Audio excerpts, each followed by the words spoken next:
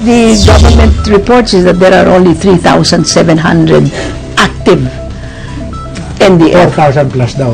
Or if you're talking about 4,000 plus in a country of 100 million people. Napakaliit yung nagkuha na yan. So, I mean, what is so 80 o 70 DIY Abu Sayyaf, malaking problema. Mas malaki ito nationwide eh. Yun ang fighters yun. Yun ang 4,000 sinasabi niya with arms.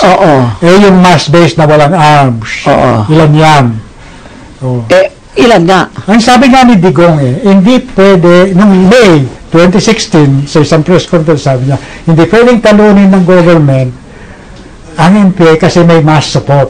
You're saying either that the NPA has superior strategy, etc., or the Philippine Army is incompetent. Ganun ba yun? Nananatili yung mass support.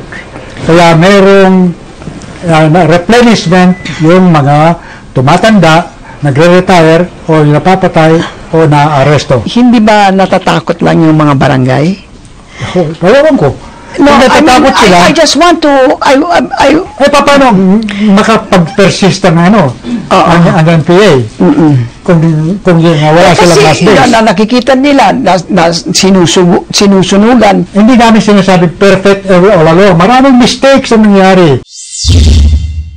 Gagawin natin ang ating operasyon in such a way na ito po ay planado, surgical, ibig sabihin kung ano lamang pong apektadong lugar, doon lang po natin gagawin.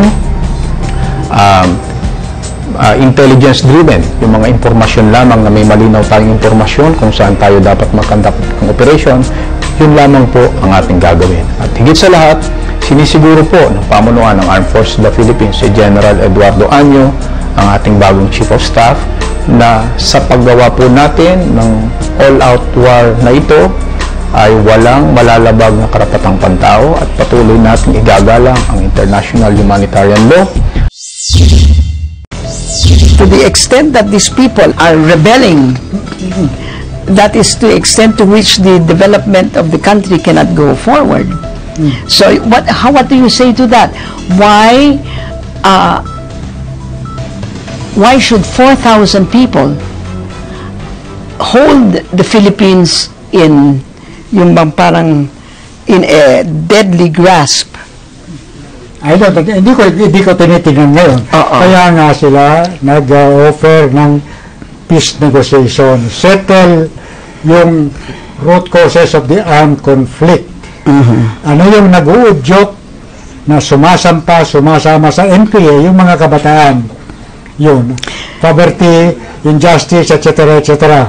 Ang objective ng paglunsad ng armed struggle is to achieve genuine and lasting peace by eliminating the root causes of injustice, exploitation, oppression. Ganon. Okay, and what have you accomplished so far? Dahil sa nung mag-organize, sinusuppress militarily. So, kailangan mo magbuo ng army, labanan mo yung nagsusuppress sa'yo, labanan, armed struggle. Historical yan. Here you are telling the Philippine government what is needed by the Philippine government, and there is the Congress of the Philippines, the Executive of the Philippines, the Judiciary of the Philippines, all working on its own Philippine development plan, and you are coming in from the outside saying now we want you to do this, that, and the other. Question, do you actually think that that kind of a situation will end up well? Ine-explore yung extent to which government would agree kung magkaroon ng meeting of minds. How long do you expect this process to continue? Ang agreement dyan, even under the best of circumstances. Ito nga, so far, sa sinasabi ng among the previous administration, ito yung best na. But hindi yan ideal. Pero nagalit na si Duterte sa inyo. Kaya pwede mangyari yung ganun. Given yan.